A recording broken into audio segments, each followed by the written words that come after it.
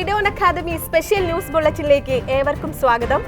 നമ്മുടെ വിദ്യാർത്ഥികൾ കേരളത്തിന്റെ വിവിധ ഭാഗങ്ങളിൽ നിന്ന് ശേഖരിച്ച വാർത്തകളാണ് നമ്മൾ ഈ ബുള്ളറ്റിനിൽ ഉൾപ്പെടുത്തിയിരിക്കുന്നത്.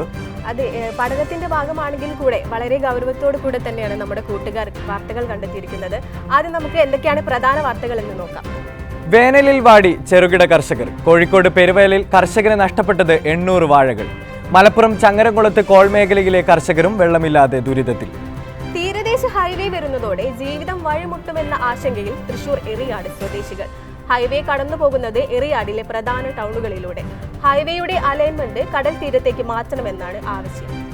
കുടിവെള്ളത്തിനായി നെട്ടോട്ടമോടി കോഴിക്കോട് കോടഞ്ചേരി വട്ടച്ചിറ കോളനിയിലെ ആദിവാസികൾ. 130-ലധികം കുടുംബങ്ങളാണ് കുടിക്കാൻ വെള്ളമില്ലാതെ കഷ്ടപ്പെടുന്നത്. സർക്കാർ സംവിധാനങ്ങളും സഹായത്തിനെത്തുന്നില്ല. ചെങ്ങർ സമരത്തിലൂടെ ഭൂമി കിട്ടിയവർ ദുരിതത്തിൽ. കിട്ടിയത് പാറപ്പുറം. കൃഷി ചെയ്തു ജീവിക്കാൻ പോലും കഴിയാത്ത അവസ്ഥയിലാണ് നാട്ടുകാർ. വാർത്തകൾ വിശദമായി. വേനൽ കടുത്തതോടെ കർഷകരുടെ ജീവിതം ദുരിതമായി മാറുന്നു. കോഴിക്കോട് പെരുവയലിൽ രമേശ് എന്ന കർഷകന് നഷ്ടപ്പെട്ടത് 800 വാഴകളാണ്. മാത്രമല്ല മറ്റു കൃഷിയും വെള്ളമെത്താതെ നശിക്കുന്ന അവസ്ഥയാണ്. ഒരു 1400 വാഴയോളം ഈ പ്രാവശ്യം തന്നെ വെച്ചിട്ടുണ്ട്. ഇവിടെ ഈ 1400 വാഴയിൽ 900-ഓളം വാഴ നഷ്ടപ്പെട്ടു പോയിട്ടില്ല. വരൾച്ച മൂലമാണ്, വേറെ നല്ല പ്രകൃതി ചതിച്ചത് കൊണ്ട് മാത്രമാണ് അത് വരാൻ കാരണം ഉണ്ടായത്. വിഷു റംസാൻ മുന്നിൽ കണ്ടാണ് രമേശ് വാഴകൾ നട്ടത്. എന്നാൽ വേനൽ പതിവിലും കടുത്തതോടെ വെള്ളം എത്തിക്കാനായില്ല. അതോടുകൂടി വാഴകൾ പോഷണം കിട്ടാതെ ഒടിഞ്ഞു വീഴുന്ന അവസ്ഥയുണ്ടായി. 800 വാഴകളാണ് കുലച്ചു 36 വീണത്. പിന്നെ വെള്ളം കൊണ്ടുവരാനുള്ള സാഹചര്യമുണ്ട്. നമ്മുടെ തെങ്ങിൽക്കാട് പുഴയിൽ നിന്ന് അവണക്കല്ലിൻ്റെ സൈഡിൽ കൂടെ കൊണ്ടുവന്നും കഴിഞ്ഞ് ഇവിടെ എത്തിക്കാനുള്ള എല്ലാ പരിപാടിയും ഉണ്ട്. അത് പഞ്ചായത്തും ബ്ലോക്കും ആരും തിരിഞ്ഞു നോക്കാത്തത് കൊണ്ടാണ് അത് വെള്ളം ഈ ഭാഗത്തേക്ക് കിട്ടാത്തത്. വാഴകൾ മാത്രമല്ല മറ്റു കൃഷികളുടെയും അവസ്ഥ ഇതുതന്നെ. കണിവെള്ളരി, പയർ, വെണ്ട ഇവയെല്ലാം നശിച്ചുകൊണ്ടിരിക്കുകയാണ്. ഇത് രമേശിൻ്റെ മാത്രം അവസ്ഥയല്ല. കൃഷി ഉപജീവന മാർഗമാക്കിയ മറ്റു കർഷകരുടെയും അവസ്ഥ ഇതുതന്നെയാണ്. എല്ലാ വർഷവും പിന്നെ കണിവെള്ളരി നമ്മൾ റിലയൻസിനാണ് കൊടുക്കാറുള്ളത്. റിലയൻസിൻ്റെ ഗോഡൗണിൽ എറണാകുളത്ത് അല്ലെങ്കിൽ പൊള്ളാച്ചിയൊക്കെയാണ് എത്തിക്കൽ. ഈ വർഷം കൊടുത്തിട്ടുണ്ട്. പക്ഷേ ഈ കൊല്ലം നമുക്ക് എൻ്റെ കയ്യിൽ തന്നെ റിലയൻസിന് കൊടുക്കാനുള്ള സാധനം ഇല്ലാഞ്ഞിട്ട് അടുത്ത എൻ്റെ സുഹൃത്തുക്കൾ എത്തുന്ന വാങ്ങിയിട്ട് കൊടുക്കേണ്ട അവസ്ഥയിലേക്ക് എത്തിപ്പോയി. മഴ പെയ്യാൻ ഇനിയും ചുരുങ്ങിയത് 1 മാസം ശേഷിക്കെ കൃഷി നടത്തുന്നവരുടെ അവസ്ഥ ഇതുതന്നെ ആവാനാണ് സാധ്യത. ഈ വേനൽ ചൂടിൽ കർഷകർക്കുണ്ടാകുന്ന നാശനഷ്ടങ്ങൾ ചെറുതല്ല. കൃഷിനാശം ഒരു കർഷകനിൽ മാത്രം ഒതുങ്ങി നിൽക്കുന്ന പ്രശ്നമല്ല, അതൊരു നാടിൻ്റെ പ്രശ്നമാണ്. ഉദ്യോഗസ്ഥർ പോലും തിരിഞ്ഞു നോക്കാനില്ലാത്ത ഇതുപോലെയുള്ള സാധാരണ കർഷകരെ സംരക്ഷിക്കേണ്ടത് സർക്കാരിൻ്റെ കൂടി ഉത്തരവാദിത്തമാണ്. ക്യാമറ പേഴ്സൺ അനീഷയോടൊപ്പം Aishanada, Media One academy, Kozhikode. Malappuram ചങ്ങരംകുളത്ത് കോൾ മേഖലയിലെ കർഷകർ വെള്ളമില്ലാതെ ദുരിതത്തിൽ. ഏക്കറു കണക്കിന് പാടശേഖരമാണ് നാശത്തിന്റെ വക്കിലായിരിക്കുന്നത്. വെള്ളം സംഭരിച്ച തോട്ടിലെ ബണ്ട് പൊട്ടിയതാണ് ദുരവസ്ഥയുടെ ആക്കം കൂട്ടിയത്. വെള്ളമില്ലാതെ കോൾ മേഖലയിലെ കൃഷി പ്രതിസന്ധിയിൽ. മലപ്പുറം ചങ്ങരംകുളം സ്രായിൽക്കടവ് മേഖലയിലാണ് കർഷകർ ദുരിതത്തിൽ. വേനൽ കനത്തതും ബണ്ട് തകർന്നതുമാണ് പ്രധാന കാരണം. ചങ്ങരംകുളത്തെ കോൾ മേഖലയിലെ മുഴുവൻ കർഷകരുടെയും ആശ്രയമായിരുന്ന നൂറടിത്തോട്ടിൽ വെള്ളം കുറഞ്ഞതും കർഷകരുടെ പ്രതിസന്ധിക്ക് ആക്കം കൂട്ടി. ഞാൻ കാലങ്ങളായിട്ട് കൃഷി ചെയ്തു വരുന്ന ഒരാളാണ്. ഈ വർഷം കൃഷിപ്പണി നേരത്തെ സ്റ്റാർട്ട് ചെയ്തു. അതായത് ഒക്ടോബർ മാസം അവസാനത്തോടു കൂടി വെള്ളം കോൾപ്പടവിൽ നിന്ന് വറ്റിച്ച് നൂറടിത്തോട്ടിലേക്ക് അടിച്ചു കയറ്റി കൃഷിക്ക് വേണ്ടിയിട്ട് ഇതാക്കുകയാണ് ഇവിടുത്തെ പതിവ്. അങ്ങനെ അടിച്ചുകൊണ്ടിരിക്കുന്ന നേരത്തെ നവംബർ 14-ാം തീയതി ഈ ബണ്ട് പൊട്ടി. കംപ്ലീറ്റ് വെള്ളം ഒപ്പായതിന് ശേഷം കെട്ടാനും പറ്റിയുള്ളൂ. മഴയുടെ ലഭ്യതക്കുറവും കനത്ത വേനലും കൂടിയതോടെ ഇവിടുത്തെ കൃഷി അവതാളത്തിലായിരിക്കുകയാണ്. വേനലിൻ്റെ ചൂട്, വെള്ളം എഞ്ചിന് പെട്രോൾ വാങ്ങിച്ച് അടിക്കുകയാണ്. അടിച്ചു കഴിഞ്ഞാൽ 2 ദിവസം കഴിഞ്ഞാൽ വെള്ളം വറ്റും. വെള്ളം ഒരു 10-20 ദിവസം കൂടി വെള്ളം ആവശ്യമുണ്ട്. വെള്ളത്തിൻ്റെ ലഭ്യതക്കുറവ് മൂലം മറ്റ് ഉൾത്തോടുകളിൽ നിന്നുമാണ് മോട്ടോറുകൾ വെച്ച് കർഷകർ പാടത്ത് വെള്ളമെത്തിക്കുന്നത്. ഇതിന് വലിയ ചിലവ് വരുന്നതും കർഷകർക്ക് താങ്ങാനാവുന്നില്ല. പക്ഷെ ഞാനൊരു എഞ്ചിൻ വാടകയ്ക്ക് കൊടുക്കുന്ന ഒരാളാണ്. അപ്പോൾ എനിക്ക് ലാഭമാണെങ്കിൽ കൂടിയിട്ട് കൃഷിക്കാരൻ്റെ കാര്യത്തിൽ വൻ നഷ്ടമാണ് കാണുന്നത്. നമുക്ക് കാത്തിരിക്കാം കർഷകർക്ക് 100 മേനി കൊയ്യാനും 100 അടിത്തോട് നിറഞ്ഞു കവിയാനും. ക്യാമറ പേഴ്സൺ സാബിക്കിനോടൊപ്പം Anwar Dayal, Media One academy. തീരദേശ ഹൈവേ വരുന്നതോടെ ജീവിതം വഴിമുട്ടുമെന്ന ആശങ്കയിലാണ് തൃശൂർ എറിയാട് സ്വദേശികൾ. വർഷങ്ങളായി അധ്വാനിച്ച് പടുത്തുയർത്തിയ കെട്ടിടങ്ങളും വ്യാപാര സ്ഥാപനങ്ങളും ഇല്ലാതാകുന്ന സ്ഥിതിയാണിപ്പോൾ. തീരദേശ ഹൈവേയുടെ അലൈൻമെന്റ് കടൽ തീരത്തേക്ക് മാറ്റണമെന്നാണ് ജനങ്ങൾ ആവശ്യപ്പെടുന്നത്. തൃശൂർ ജില്ലയിലെ കൊടുങ്ങല്ലൂർ താലൂക്കിലെ കാര പുതിയ റോഡ് മുതൽ അഴീക്കോട് വരെയുള്ള 4.5 കിലോമീറ്റർ ദൂരത്തിലുള്ള ജനങ്ങളാണ് ഇപ്പോൾ പ്രശ്നമുന്നയിച്ചിട്ടുള്ളത്. പരമ്പരാഗതമായി വികസിച്ച മേഖലയിലേക്ക് അലൈൻമെന്റ് മാറ്റി അശാസ്ത്രീയമായി നിർണയിച്ചതുമൂലം എറിയാട് പഞ്ചായത്തിലുണ്ടാകുന്ന നാശനഷ്ടങ്ങൾ വലിയതാണ്. കൊറോണ നോട്ട് നിരോധനം മൂലമുണ്ടായ സാമ്പത്തിക തകർച്ചയിൽ നിന്ന് ഒരുവിധം കരകയറിക്കൊണ്ടിരിക്കുന്ന സമയത്താണ് ഇപ്പോൾ നമ്മുടെ ഉറക്കം കെടുത്തിക്കൊണ്ട് ഈ തീരദേശ ഹൈവേയുടെ പ്രഖ്യാപനം വന്നത്.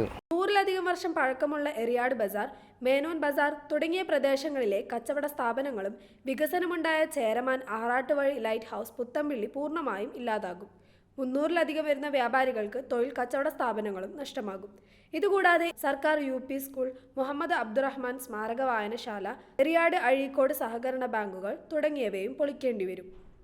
ഈ ഹൈവേ പൊളിച്ചു പണിത് ഇവിടെ വരുമ്പോൾ വർഷങ്ങൾ കഴിയും, ഏതാണ്ട് 6-7 വർഷങ്ങൾ കഴിയും. ഈ 6-7 വർഷക്കാലഘട്ടത്തിൽ എറിയാട് ഗ്രാമപഞ്ചായത്തിൽ നിന്ന് യഥാർത്ഥത്തിൽ ഒരു മെഡിക്കൽ ഷോപ്പ് പോലും ഇല്ലാത്ത ഒരവസ്ഥയിലേക്ക് പോകുന്ന ഒരു രീതിയാണ് വരുന്നത്. ഒന്നും നഷ്ടപ്പെടാതെ തന്നെ പടിഞ്ഞാറൻ മേഖല വഴിക്ക് തന്നെ പോകാൻ കഴിയും. ഈ സാഹചര്യത്തിൽ അശാസ്ത്രീയമായ അലൈൻമെന്റ് മാറ്റി തീരദേശ ഹൈവേ നിർദ്ദിഷ്ട കടൽ തീരത്തു കൂടി തന്നെ നടപ്പാക്കിയാൽ എറിയാട് പഞ്ചായത്തിലെ വികസിതമായ വലിയൊരു പ്രദേശത്തെ സംരക്ഷിക്കാനും അവികസിതമായ പ്രദേശത്തെ വികസിപ്പിക്കാനും കഴിയുമെന്നാണ് നാട്ടുകാർ പറയുന്നത്. എറിയാട് പഞ്ചായത്തിനെ വികസിപ്പിക്കാനും തീരദേശ ഹൈവേ നടപ്പാക്കാനും സാധിച്ചെങ്കിൽ മാത്രമേ ജനങ്ങളുടെ ആവശ്യങ്ങൾ പൂർത്തിയാവുകയുള്ളൂ. ക്യാമറ പേഴ്സൺ സിയാനയോടൊപ്പം സഫ്വാന, മീഡിയ 1 അക്കാദമി. കുടിവെള്ളത്തിനായി നെട്ടോട്ടുമോടി കോഴിക്കോട് കോടഞ്ചേരി വട്ടച്ചിറ ആദിവാസി നിവാസികൾ 130ഓളം കുടുംബങ്ങളാണ് ശുദ്ധജലമില്ലാതെ കാലങ്ങളായി ബുദ്ധിമുട്ടുന്നത്. സർക്കാർ സംവിധാനങ്ങളും ഇവരുടെ സഹായത്തിനെത്തുന്നില്ല.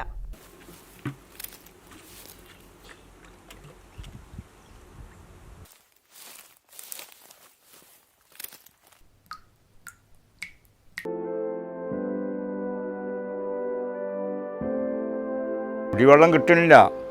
കുടിവെള്ളം നിങ്ങൾ കണ്ടോ, എവിടെ പോകണോ, കിലോമീറ്റർ കണക്കിന് ഇന്നലെ ഒരു തുള്ളി വെള്ളം കിട്ടും.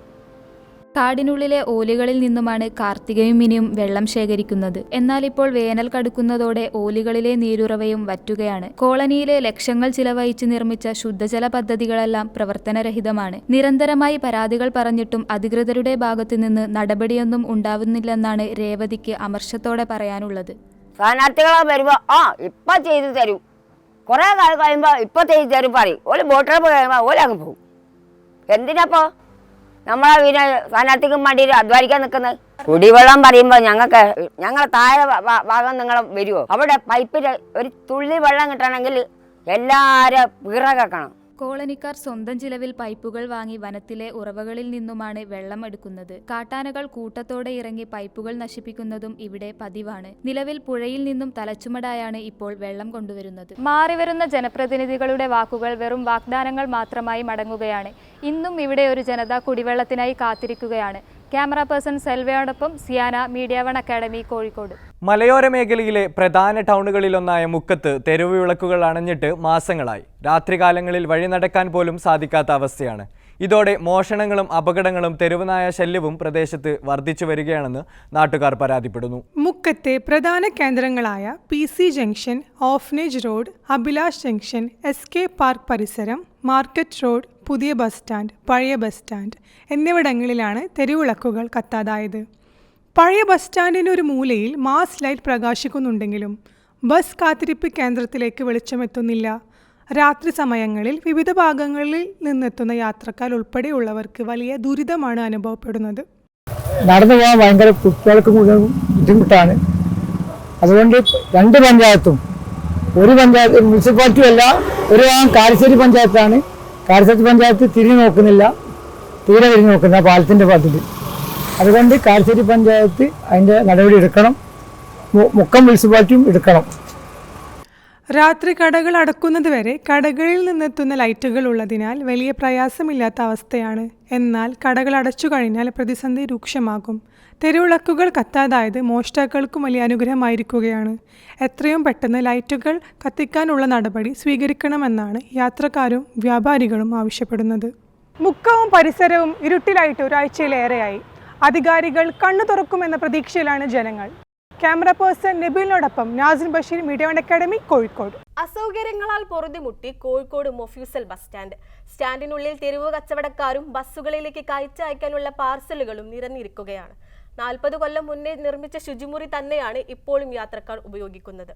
40 കൊല്ലം കഴിഞ്ഞ മൊഫ്യൂസൽ ബസ് സ്റ്റാൻഡിൻ്റെ അവസ്ഥയാണിത്. നാൾക്കുനാൾ കഴിയുന്തോറും അസൗകര്യങ്ങളും നിയമലംഘനങ്ങളും കൂടി വരികയാണ്. യാത്രക്കാർ ബസ് കാത്തു നിൽക്കുന്നിടത്ത് മുഴുവൻ തെരുവ് കച്ചവടക്കാർ നിരന്നിരിക്കുന്ന അവസ്ഥയാണ്. ടൈലുകളും സ്ലാബുകളും പൊളിഞ്ഞ സ്റ്റാൻഡിൽ പേരിന് കുറച്ച് ഇരിപ്പിടങ്ങൾ മാത്രമാണുള്ളത്. അതിൽ തന്നെ പലതും പൊളിഞ്ഞിരിക്കുകയാണ്. മഴ പെയ്തിട്ട് വളരെ ചോർന്ന് വലിച്ചിങ്ങോട്ടുള്ള ഒരു പ്രശ്നങ്ങളും കാര്യങ്ങളൊക്കെ ഉണ്ട്. പിന്നെ വെച്ചാൽ രാത്രിയായി കഴിഞ്ഞിട്ടുണ്ടെങ്കിൽ ലൈറ്റ് വളരെ കുറവാണ്. അങ്ങനത്തെ ഓരോ പ്രശ്നങ്ങളാണ് പിന്നെ ഉള്ളത്. യാത്രക്കാർക്കുള്ള വഴികളിലെല്ലാം ബസ്സുകളിൽ കയറ്റി അയക്കാനുള്ള പാർസലുകൾ നിരന്നിരിക്കുകയാണ്. സ്റ്റാൻഡ് നിർമ്മിച്ച അന്നു മുതലുള്ള ശുചിമുറിയാണ് ഇന്നും ഉപയോഗിക്കുന്നത്. ഇതിന്റെ അവസ്ഥയും പരിതാപകരമാണ്. ഇവിടെ യാചന നിരോധിച്ച മേഖലയാണ് കോഴിക്കോട് സിറ്റി കംപ്ലീറ്റ്. ഈ രാവിലെ ഒരു 9-9:30 മണി ആയിരിക്കുകയാണെങ്കിൽ ഈ റെയിൽവേ താമസിക്കുന്ന ഒരുപാട് കർണാടകത്തിൽ നിന്ന് വരുന്ന ഒരുപാട് സ്ത്രീകൾ ബസ്സിൽ കയറുക, എന്നിട്ട് പോകുമ്പോൾ ഇറങ്ങുക. എന്നാലും തന്നെ ഒരു പെണ്ണ് വീണ രാത്രി കയറുമ്പോൾ പറഞ്ഞാൽ പിന്നെ പോലീസുകാർ വരുമ്പോൾ ഓടും. പിന്നെ പോലീസുകാർ വന്നു കഴിഞ്ഞാൽ പിന്നെ ഓടും. സ്റ്റാൻഡിലെത്തുന്ന യാത്രക്കാർക്ക് വാഹനങ്ങൾ നിർത്തിയിടാൻ പേ പാർക്കിംഗ് സംവിധാനമാണ് നിലവിലുള്ളത്. 40 കൊല്ലം മുന്നേ നിർമ്മിച്ച മാവൂർ മൊഫ്യൂസൽ ബസ് സ്റ്റാൻഡാണിത്. നാൾക്ക് നാൾ കൂടുന്തോറും അസൗകര്യങ്ങൾ കൂടി വരികയാണ്. 45 കോടിയുടെ പദ്ധതി കോർപ്പറേഷൻ തയ്യാറാക്കിയിട്ടുണ്ടെങ്കിലും ഇത് എന്ന് വരുമെന്ന കാര്യത്തിൽ തീരുമാനമായിട്ടില്ല. ക്യാമറ പേഴ്സൺ അജ്മലിനോടൊപ്പം Shala Farsana, Media One academy. Kannur Taliparamba നാടുകാണിയിൽ സംസ്ഥാനത്തെ ഏറ്റവും വലിയ മൃഗശാല ഒരുങ്ങുന്നു. പ്ലാന്റേഷൻ കോർപ്പറേഷന്റെ അധീനതയിലുള്ള 300 ഏക്കറിലാണ് രാജ്യത്തെ തന്നെ ഏറ്റവും വലിയ സഫാരി പാർക്കും ബൊട്ടാണിക്കൽ ഗാർഡനും ഒരുങ്ങുന്നത്.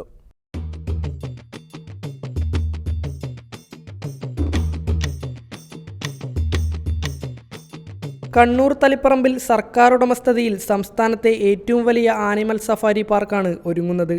പ്ലാന്റേഷൻ കോർപ്പറേഷന്റെ കീഴിലുള്ള നാടുകാണി എസ്റ്റേറ്റിലെ 300 ഏക്കർ സ്ഥലത്താണ് മൃഗശാല വരുന്നത്. ബൊട്ടാണിക്കൽ ഗാർഡനും മ്യൂസിയവും പദ്ധതിയുടെ ഭാഗമാകും. പ്രാരംഭ പരിശോധനയുടെ ഭാഗമായി ഉന്നതതല സംഘം സ്ഥലം സന്ദർശിച്ചു. ഉത്തര കേരളത്തിലെവിടെയും ഈ പറയുന്ന മൃഗശാല അല്ലെങ്കിൽ സൂ ഇല്ല. അതും ഈ പറയുന്ന സസ്യ സംരക്ഷണത്തിന് ഉതകുന്ന ബൊട്ടാണിക്കൽ ഗാർഡൻ, പിന്നെ മ്യൂസിയം, ഇതെല്ലാം കൂടി ചേർന്നൊരു വലിയ പദ്ധതിയാണ് ആസൂത്രണം ചെയ്യാൻ ഉദ്ദേശിക്കുന്നത്. തുറസായ സ്ഥലങ്ങളിൽ വിഹരിക്കുന്ന മൃഗങ്ങളെ പ്രത്യേകം തയ്യാറാക്കിയ വാഹനങ്ങളിൽ സഞ്ചരിച്ചു കാണാം. അക്രമ സ്വഭാവമുള്ള മൃഗങ്ങളെ കൂട്ടിലടച്ച് വളർത്താനും ബാക്കിയുള്ളവയെ വിഹരിക്കാൻ അനുവദിക്കുകയും ചെയ്യും വിധമാണ് പദ്ധതി. ഹരിത പ്രോട്ടോകോൾ പാലിച്ച് ഒരു മരം പോലും മുറിച്ചു നീക്കാതെ സഫാരി പാർക്ക് നിർമ്മിക്കാനാണ് ശ്രമം. നിലവിൽ വിവിധ കാർഷിക വിളകൾ കൃഷി ചെയ്യുന്ന എസ്റ്റേറ്റ് കേന്ദ്ര മാനദണ്ഡ പ്രകാരം പദ്ധതിക്ക് അനുയോജ്യമെന്നാണ് കണ്ടെത്തൽ. പ്രാരംഭ പ്രവർത്തനങ്ങൾക്ക് സംസ്ഥാന ബജറ്റിൽ 2 കോടി രൂപയാണ് അനുവദിച്ചിരിക്കുന്നത്. 3 വർഷം കൊണ്ട് മൃഗശാല യാഥാർത്ഥ്യമാക്കാൻ കഴിയുമെന്നാണ് പ്രഖ്യാപനം. ഉത്തര മലബാറിലെ വിനോദസഞ്ചാര മേഖലയ്ക്ക് ഇതൊരു പൊൻതൂവലായിരിക്കും. നാടുകാനിയിൽ നിന്നും ക്യാമറ പേഴ്സൺ കിരണിനോടൊപ്പം Nabil I V, Media One academy. കേരളത്തിന്റെ ചരിത്രത്തിൽ തന്നെ മറക്കാൻ കഴിയാത്ത ഒന്നായിരുന്നു ചെങ്ങറ സമരം. സമരത്തെ തുടർന്ന് കാസർഗോഡ് ജില്ലയിൽ വീട് ലഭിച്ച ആളുകൾ ഇപ്പോഴും ദുരിതത്തിലാണ്. ജീവിക്കാനോ കൃഷിക്കോ യോഗ്യമല്ലാത്ത പാറപ്പുറമാണ് ഇവർക്ക് ലഭിച്ചത്. ഞങ്ങളുടെ പ്രതിനിധി ഫാത്തിമ തയ്യാറാക്കിയ റിപ്പോർട്ട് കാണാം. ഇങ്ങനെ കഷ്ടം അനുഭവിച്ചു. അടുക്കളയില്ല, പാരപ്പറ്റ് കെട്ടിയിട്ട് തന്നിട്ടില്ല, ടാങ്ക് തന്നിട്ടില്ല. കണ്ടില്ലേ, വെള്ളം പിടിച്ചു വെച്ചിരിക്കുന്നത് കണ്ടില്ലേ? അതുപോലുള്ള കഷ്ടത്തിലാണ് ഞങ്ങൾ ജീവിക്കുന്നത്.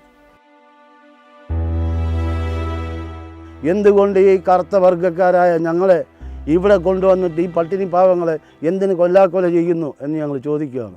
ചെങ്ങറ സമരത്തിൽ ഭൂമി കിട്ടിയ ആളുകൾക്ക് ലഭിച്ചത് വാസയോഗ്യമല്ലാത്ത സ്ഥലങ്ങൾ. കൃഷി കൊണ്ട് ജീവിതം മുന്നോട്ട് നയിക്കുന്നവർക്ക് കരിങ്കൽ പാറകളിലാണ് സർക്കാർ വീട് വെച്ച് നൽകിയത്. 25-ൽ താഴെ കുടുംബങ്ങളാണ് ഈ ദുരിതം അനുഭവിക്കുന്നത്. 14 വർഷങ്ങളും നിരന്തരം ഞങ്ങൾ പറഞ്ഞുകൊണ്ടിരിക്കുന്നത് ഈ പാറ നിങ്ങൾ അളക്കേണ്ട, പാറ ഞങ്ങളെ കൊണ്ട് കൃഷി ചെയ്യാൻ പറ്റാത്ത ആൾക്കാരാണ്, കൃഷി യാതൊരു കാരണവശാലും പാറയിൽ ചെയ്യാൻ പറ്റില്ല എന്ന് പറഞ്ഞിട്ട് ഇവർക്കൊന്നും ഇതുവരെയും മനസ്സിലാകാത്ത ഒരു കാര്യം എന്താണെന്ന് നമുക്കറിയില്ല. 2009-ലാണ് ചെങ്ങറ സമരത്തിൽ പങ്കെടുത്ത ആളുകൾക്ക് കാസർഗോഡ് പെരിയ വില്ലേജിൽ ഭൂമി അനുവദിക്കുന്നത്. കൃഷി കൊണ്ട് ജീവിതം പുലർത്തേണ്ട ഇവർക്ക് കരിങ്കൽ പാറകളാണ് കിട്ടിയത്. ഇത് കാരണം ജീവിതം വഴിമുട്ടിയ സാഹചര്യമാണ്. 67 വയസ്സായി എനിക്ക്. ഈ 67 വയസ്സുള്ള ഞാൻ എവിടെ പോയി ജോലി ചെയ്ത് ജീവിക്കും? ഭൂമി കിട്ടിയിരുന്നെങ്കിൽ ഞങ്ങൾക്ക് എന്നേലും കൃഷി ചെയ്ത് ജീവിക്കാം. ഭൂമിയും തന്നിട്ടില്ല. ഭൂമിക്ക് കരവും നികുതിയും അടയ്ക്കുന്നുണ്ടെങ്കിലും കൃത്യമായി അതിർത്തി തിരിച്ചു നൽകിയിട്ടില്ല. എല്ലാ രീതിയിലും സർക്കാരിൻ്റെ ഭാഗത്തു നിന്ന് അവഗണനകൾ മാത്രമാണ് ലഭിക്കുന്നത്. രോഗങ്ങളാൽ ബുദ്ധിമുട്ട് അനുഭവിക്കുന്ന പലരും ജോലിക്ക് പോകാൻ കഴിയാത്ത അവസ്ഥയാണ്. കേരളത്തിൻ്റെ ഭൂസമരങ്ങളിൽ ചെങ്ങറ എന്നും ഓർമ്മിക്കപ്പെടുന്നു തന്നെയാണ്. പക്ഷേ പെരിയയിലെ ചെങ്ങറ സമരക്കാർ ഇന്നും നീതിക്ക് വേണ്ടി കാത്തിരിക്കുകയാണ്. ക്യാമറ പേഴ്സൺ സന സുബൈറിനോടൊപ്പം Fathima K, Media One academy, Kozhikode. കേരളത്തിലെ ഏറ്റവും കൂടുതൽ കല്ലുമ്മക്കായ കൃഷി ചെയ്യുന്നത് കവ്വായിലാണ്. കവ്വായിലെ കർഷകർ ഇപ്പോൾ ദുരിതത്തിലാണ്. ആ വാർത്തയിലേക്ക് പോകാം. കാസർഗോഡ്, കണ്ണൂർ ജില്ലകളുടെ അതിർത്തിയിൽ സ്ഥിതി ചെയ്യുന്ന കവ്വായി എന്ന തീരപ്രദേശം കല്ലുമ്മക്കായ കൃഷിക്ക് പ്രസിദ്ധമാണ്. 30 വർഷത്തോളമായി ഇവിടെ ഈ കൃഷി തുടരുന്നുണ്ട്. പക്ഷേ ഇന്ന് അവർ പ്രയാസങ്ങളിലൂടെയാണ് കടന്നു പോകുന്നത്. കല്ലുമ്മക്കായ കൃഷി നമുക്ക് കഴിഞ്ഞ വർഷത്തെക്കാട്ടിയും വളരെ കുറവാണ്. ഇക്കൊല്ലം കിട്ടിയ ഭയങ്കര നഷ്ടമാണ്, വമ്പിച്ച നഷ്ടം. കഴിഞ്ഞ വർഷത്തെ ലാഭം അവർ ഇത്തവണയും പ്രതീക്ഷിച്ചെങ്കിലും അത് യാഥാർത്ഥ്യമായില്ല. സർക്കാരിൻ്റെ വായ്പ ലഭിക്കുന്നത് കൊണ്ട് തന്നെ പലരും ഈ കൃഷിയിലേക്ക് അധികമായി കടന്നു വരുന്നു. ഇത് കാരണം കായൽ ജലത്തിൽ നിന്നും വളർച്ചയ്ക്കാവശ്യമായ പോഷണം ലഭിക്കാത്തതാണ് കല്ലുമ്മക്കായ നശിക്കാൻ കാരണമെന്ന് കർഷകർ ചൂണ്ടിക്കാട്ടുന്നു. അതോടൊപ്പം ഇത്തവണത്തെ ചൂടും അവരുടെ നഷ്ടത്തിനൊരു പ്രധാന കാരണമായി. ഇപ്രാവശ്യം എന്ന് വെച്ചാൽ ചൂട് കൂടിയതുകൊണ്ട് തനിയെ പെട്ടെന്ന് എല്ലാം വായു വളർന്നു പോയി. ചൂട് കൂടുന്തോറും ഇപ്രാവശ്യം വായു വളർന്നു പോയി. ഇപ്രാവശ്യം ഭയങ്കര നഷ്ടത്തിലായില്ല. എന്നാലും ഇത് ഏറ്റവും കൂടുതൽ ഇത് സാധനം കൂടുന്നതുകൊണ്ട് തന്നെ ഇടുന്നത് കൂടുന്നതുകൊണ്ടാണ് ഇത് തിന്നാൻ കുറയുമല്ലോ. ഇത് കൂടുതൽ ഇടുമ്പോൾ ഇത് തിന്നാൻ കുറയും. അതുകൊണ്ടാണ് ഇത് വളർച്ച കുറയും. 2000-ലേറെ കർഷകരാണ് ഈ വർഷം കൃഷി ചെയ്തത്. 6 വർഷങ്ങൾക്ക് മുമ്പ് 300 കർഷകർ മാത്രമാണ് ഇവിടെ കൃഷി ഇറക്കിയിരുന്നത്. സർക്കാരിൽ നിന്നും സബ്സിഡി ലഭിക്കുന്നത് കൊണ്ട് കുടുംബശ്രീ യൂണിറ്റുകളും വലിയ തോതിൽ കൃഷി ചെയ്യുന്നു. ലാഭനഷ്ടങ്ങൾ ഉണ്ടാകുന്നുണ്ടെങ്കിലും ഈ കല്ലുമ്മക്കായ കൃഷി അവർ കൈവിടുന്നില്ല. കൃത്യമായ സംവിധാനങ്ങളിലൂടെ മാത്രമേ ഈ ഒരു കൂട്ടായ കൃഷിയെ നമുക്ക് നിലനിർത്താൻ സാധിക്കുകയുള്ളൂ. ക്യാമറ പേഴ്സൺ ഫാത്തിമയോടൊപ്പം സന സുബൈർ, മീഡിയ വൺ അക്കാഡമി. വാർത്തകൾ അവസാനിക്കുന്നില്ല. അടുത്തൊരു ന്യൂസ് ബുള്ളറ്റിനുമായി ഷഹലയും നബീലും ചേരുന്നതാണ്. നന്ദി, നമസ്കാരം.